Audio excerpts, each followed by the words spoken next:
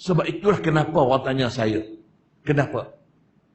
Ustaz, kalau Quran kata wa aqimis salata innas salata tanha 'anil fahsya'i wal munkar, dirikanlah sembahyang kerana sesungguhnya sembahyang itu akan mencegah daripada perkara yang keji dan yang mungkar. Orang sembahyang tak akan buat benda keji, orang sembahyang tak akan buat benda mungkar. Itulah, ini Quran kata. Tapi kenapa hari ini orang sembahyang masih tikam ikut? Kerana masih ada perempuan-perempuan sembahyang yang tak tutup aurat. Ada tak? Tak ada. Ish, berlambat-lambat perempuan sembahyang tak tutup aurat, tak tudung kepala pun. Pasal apa? Inilah.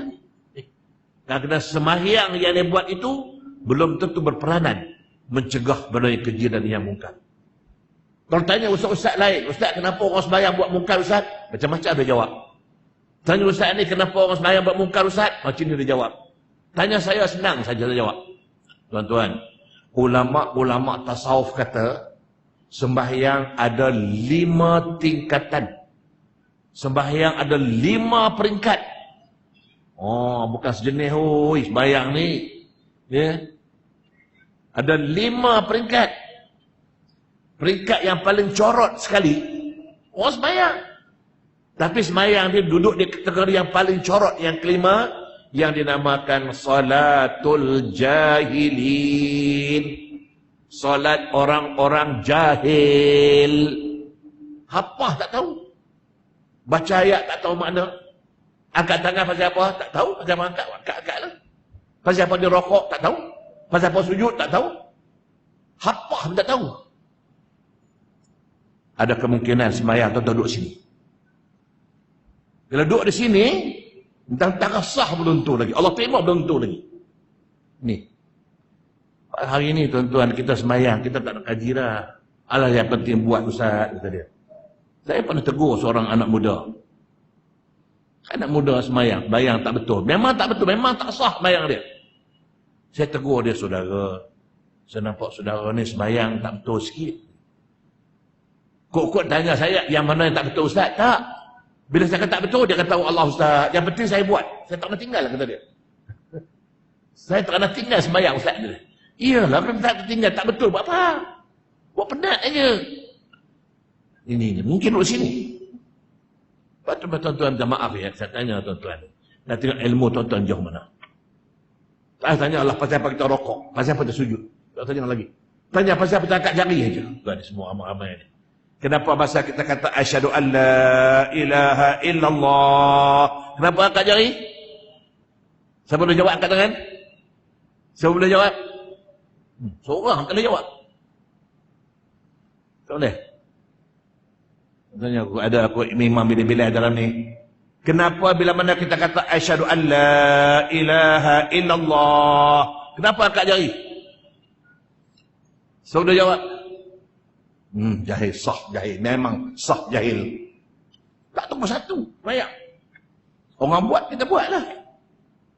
Sebenarnya kita angkat jari ini, ulama kata, dalam 10 jari kita ni 10 jari ni, inilah satu-satu jari telunjuk belah kanan yang orat dia sampai ke jantung. Sebab bila kita sebut Allah, kita gerak, tegangkan, macam kita tarik jantung kita, ingat siapa, jangan lalai, ingat Allah.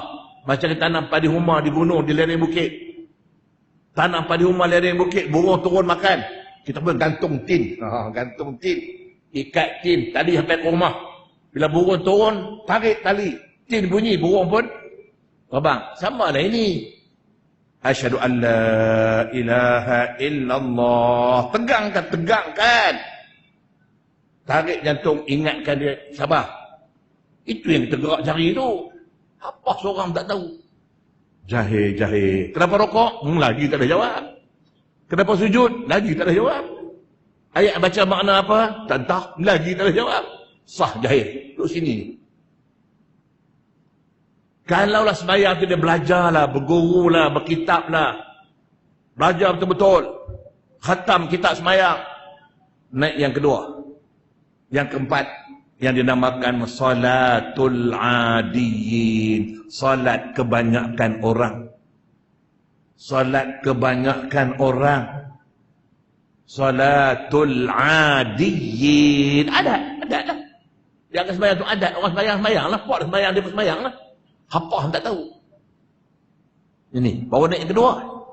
Nombor 4. Dia belajar lagi, berguru, buka kitab, hadir kuliah, dengar ceramah. Berbincang dengan ustaz. Naik yang ketiga. Yang dinamakan salatul arifin. Salat orang-orang yang arif. Tadi tu dah tahu dah. Oh, punya kat jari ni, orang tarik sini. Oh, dah tahulah. Buruk yang ketiga. Ulama tasawuf kata, kalau inilah jenis sembahyangnya, belum tentu boleh menghalang daripada benda yang keji dan yang mungkar. Tak berperanan, tak ada. Tak ada peranan. Habis buat macam mana? Nak belajar lagi. Buat betul-betul. Macam mana Nabi suruh buat. Macam Nabi betul. Oh, angkat tangan, angkat elok-elok. Ini dah tahu tak mana nak buat. Kenapa tak dapat elok solat kita? Mana tahu dah. Perkarang dah. Allahu Akbar. Ikut Nabi. Tak rokok. Allahu Akbar. Yang tidak. Sami Allahu liman hamidah Rabbana. Ini Allahu Akbar. Allah. Benar. Allah. Benar. Ini 3 jenis sembahyang takkan berperanan mencegah dia daripada keji dan yang mungkar. Melainkan dia belajar lagi, buat betul-betul, belajar, buat betul-betul, belajar, buat betul-betul. Naik yang keempat, yang tingkatan yang kedua, yang dinamakan salatul khashi'in. Salat orang-orang yang khusyuk. Sampai ke sini, kata ulama tasawuf, barulah berperanan akan mencegah orang itu, dia tak akan buat maksiat, tak ada mungkar. Ni, duduk sini, duduk sini. Kalau sembahyang kita yang ini, tak payahlah. Dah sampai sini, rasa seronok sembahyang, dah buat elok-elok, buat betul-betul, kau punya sembahyang, duduk sini. Tak mustahil, dia akan dapat tingkatan yang paling tinggi dalam sembahyang, iaitu salatul muhsinin. Tu yang Nabi sahabat-sahabat rasa tu. Mereka sembahyang, mereka tu salatul muhsinin. Bila Jibril tanya Nabi, ma huwal ihsan? Nabi kata, an ta'budallah ka'annaka tara. Nabi bila sembahyang, Allahu Akbar, macam dia nampak Allah. Itu Nabi. Tapi mana boleh nampak Allah? Siapa kata dia nampak Allah? Otak sengit tu. Kita mana boleh tengok Allah? Maka Nabi kata, fa'in lam takun tarahu, kalau kamu tak nampak Allah, kamu kena yakin Allah nampak kamu. Ini dia 5 tingkatan sembahyang.